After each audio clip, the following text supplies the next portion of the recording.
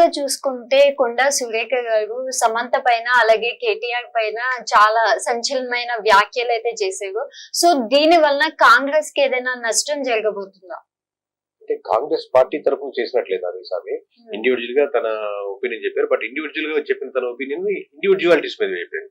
వ్యక్తిగత జీవితాలకి మనకు ఒక ఆబ్వియస్లీ కంపారిటివ్ వేరే స్టేట్ తో పోలిస్తే మనం చాలా కంపారిటివ్లీ బెటర్ పొజిషన్ లో ఉంటాం. ఎందుకంటే ఆలోచించి ఒక మాట అన్నానుకున్నా మనకు ఎందుకంటే పొలిటికల్ గా ఎదుర్కొన్నా మళ్ళీ సాయంత్రం అందరూ కూర్చుంటారు, మాట్లాడతారు, అందరు కలిపి బిజినెస్ ఉంటాయి, వ్యాపారాలు ఉంటాయి, ఏదో ఒక ఇంటర్ కనెక్ట్ ఉంటారు. వాళ్ళ పిల్లలు వీళ్ళ పిల్లలు ఎక్కడో దగ్గర హైదరాబాద్ లో కలుస్తూనే ఉంటారు అందరూ. సో అట్లాంటప్పుడు మనం ఈ ఇండివిజువల్ కమెంట్స్ ఉంటే ఓవరాల్ గా ప్రజలు హర్షించే పొజిషన్ లో లేరు అనుకుంటున్నాను ఓవరాల్ గా. అంటే ఇప్పుడు చూసుకుంటే ప్రతి ఒక్క సినీ ఇండస్ట్రీలో కూడా చాలా మంది పెద్ద పెద్ద వాళ్ళు అందరూ దీనికి స్పందించారనమాట. అసలు మీరు అట్లా అనడం కరెక్ట్ కాదు అనేసి. మరి కొంతమంది ప్రజలు అయితే అనుకుంటున్నారు ఇది కాంగ్రెస్ కి నెగిటివ్ గా వెళ్ళబోతుంది.